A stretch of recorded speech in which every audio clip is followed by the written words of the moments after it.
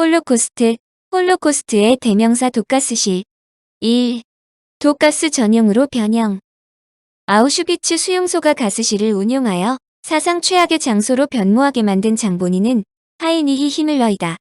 1941년 6월 독일이 소련을 침공한 후 소련군 포로들이 아우슈비츠로 보내지자 하이니히 히밀러는 이곳에서 3km쯤 떨어진 비르케나우, 즉 실제로 가스실이 있었던 장소에 죄수들로 하여금 거대한 제2단지를 세웠다. 대다수 소련군 포로들이 사망하자 악명 높은 수용소 소장 루돌프 헤스는 아우슈비츠 수용소를 유럽 유대인 문제를 최종적으로 해결하는 장소로 결정했다. 아우슈비츠에 독일이 점령한 각지로부터 유대인이 실려오자 비르케나우의 가스실이 본격적으로 가동되기 시작했다. 특히 게슈타포에게 붙잡힌 유대인들은 곧바로 아우슈비츠로 향했으며 대부분이 도착하자마자 가스실로 행했다.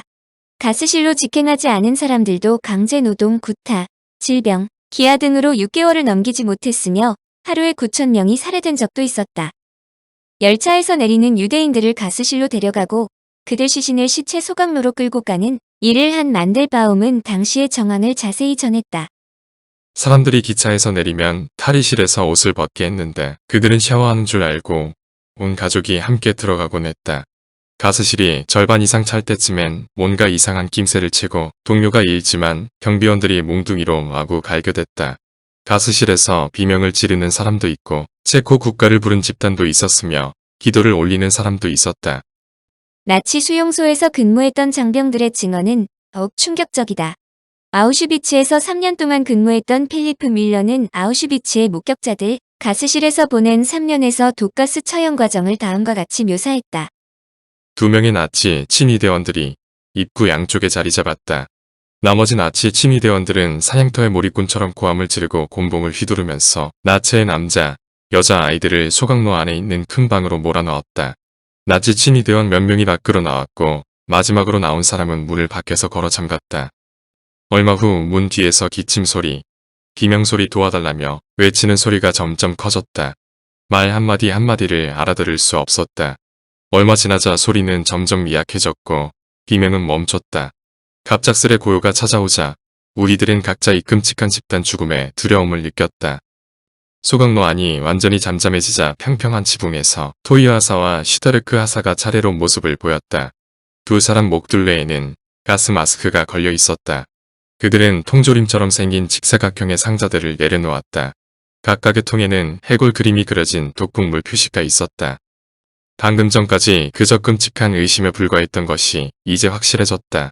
소각로 안으로 들어간 저 사람들이 독가스로 죽임을 당한 것이다. 아우슈비츠 수용소의 정치부에서 복무했던 수비대원 페리 브로트 하사의 증언도 있다. 그의 독가스 처형 과정은 보다 정확하다. 소독기가 작동했다. 그들은 철봉과 망치로 무해하게 보이는 깡통 상자 2~3개를 열었다. 취급 설명서에는 사이클론 범인 디스트로이어, 경고, 맹독성이라고 적혀 있었다. 상자 속에는 파란 콩처럼 생긴 작은 환들이 가득 들어 있었다. 상자를 개봉하자마자 곧바로 지붕에 난 구멍으로 내용물을 털어넣었다. 그 다음은 옆에 있는 구멍으로 상자 하나를 또 비워넣었다. 그렇게 몇 차례 계속되었다. 2분 정도 지나자 비명소리는 잦아들고 낮은 신음소리로 바뀌었다. 사람들은 대부분 이미 의식을 잃었다. 2분이 더 지나자 모든 상황은 종료되었다. 시체들은 서로 푹에져 쌓여 있었고 입은 크게 벌어져 있었다. 가스로 인해 사지가 모두 뻣뻣해졌기 때문에 서로 뒤엉킨 시체들을 들어올려 가스실 밖으로 옮기기가 힘들었다. 아우슈비츠 수용소의 의사 요한 파울 크레머 박사도 재판에서 다음과 같이 증언했다. 1942년 9월 2일 오전 3시 이미 내겐 사람들을 독가스로 처형하는 활동에 참여할 임무가 주어졌다. 이런 집단 처형은 비르케나우 수용소 밖 숲속에 있는 작은 오두막에서 이루어졌는데 나치 친위대원들은 저희들끼리 그 오두막을 벙커라고 불렀다. 수용소 내 근무 중인 모든 나치 친위대 군의관들은 독가스 처형에 참여하기 위해 교대 근무를 했는데 이를 특수활동이라 불렀다. 거기서 의사인 내가 맡은 역할은 벙커 근처에서 대기 상태로 있는 것이다. 나는 차를 타고 거기로 갔는데 만에 하나 독가스 처형에 투입된 나치 친위대원들이 독성 증기를 마시고 쓰러질 경우 소생시킬 산소 장비를 갖고 있었다. 처형될 사람들이 철로 비탈길로 이송되어 오자 나치 친위대 장교들이 새로 도착한 사람들 중에서 일할 만한 사람들을 골랐다. 나머지 노인들, 아이를 팔애하는 여자들, 기타 일하기에 부적당하다고 생각되는 사람들은 모두 화물차에 실려 가스실로 향했다. 사람들을 막 서로 들여보내 옷을 모두 벗게 하고 알몸으로 가스실로 들여보냈다. 나치 친위대원들은 그들을 목욕시키고 이를 제거할 거라는 말로 사람들 입을 다물게 했기 때문에 별다른 소동은 일어나지 않았다. 사람들을 모두 가스실로 몰아넣고 문을 잠그자 가스 마스크를 쓴 한 나치 친위대원이 치클론통 속 내용물을 벽에 난 구멍으로 던졌다. 구멍을 통해 희생자들의 외침과 비명소리를 들을 수 있었다.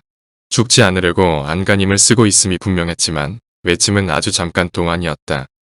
폴란드 크리니카에서 레지스탕스로 활약하다가 1942년 12월 게슈타포에 체포되었던 스테판 포우펙은 악명 높은 비르케나우에 수용되었다.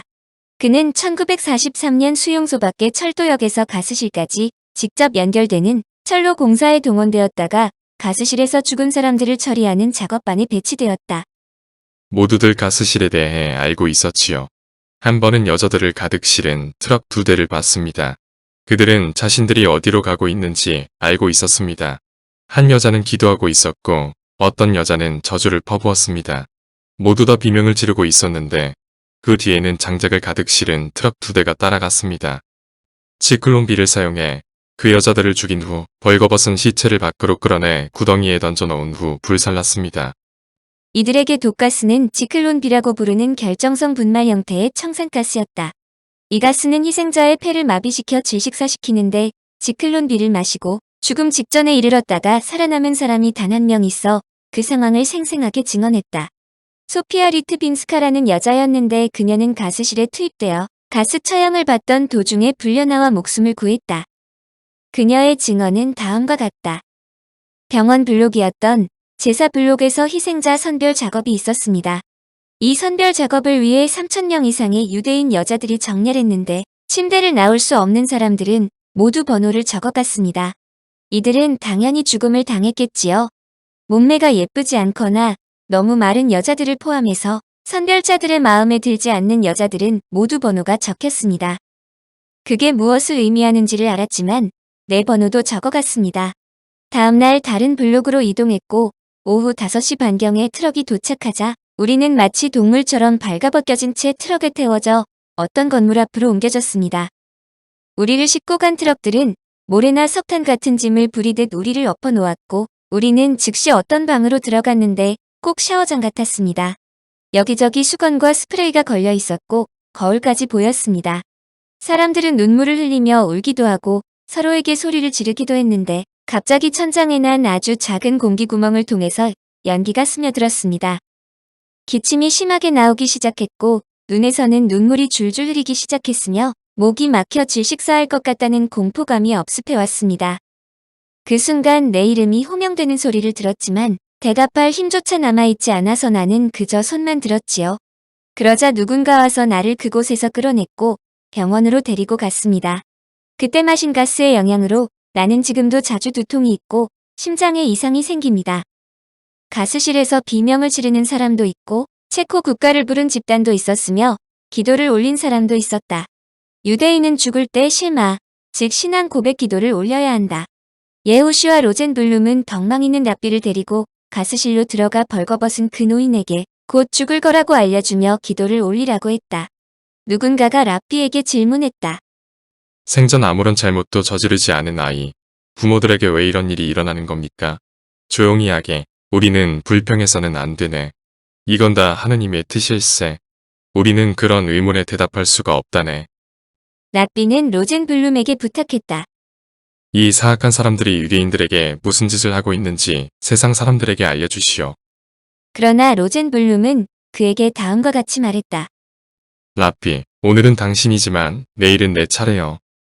로젠블룸은 시체를 처리하는 일을 함으로 존데르 코만도로 불렸는데 자신들도 결국 언젠가는 화장터에 재가 되고 말리라 예상했다. 나치들은 주기적으로 그들을 죽이고 존데르 코만도 그룹을 새로 선정함으로써 말이 새나가는 것을 막았기 때문이다.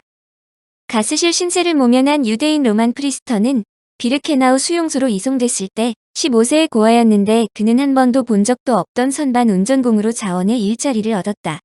어느 날 밤 그는 자신의 죄수 모자가 사라졌다는 것을 깨달았다.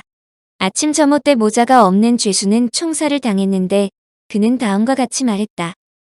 그날 밤 나는 다른 죄수의 모자를 훔쳤다.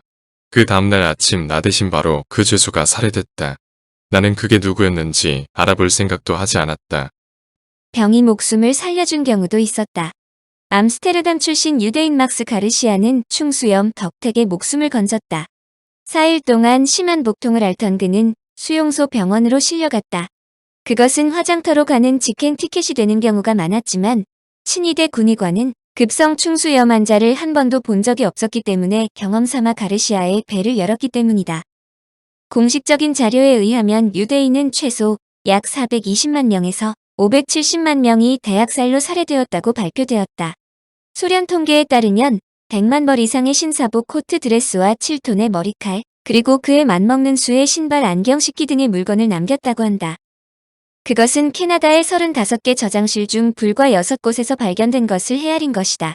다른 곳은 독일군이 모두 불살랐기 때문이다.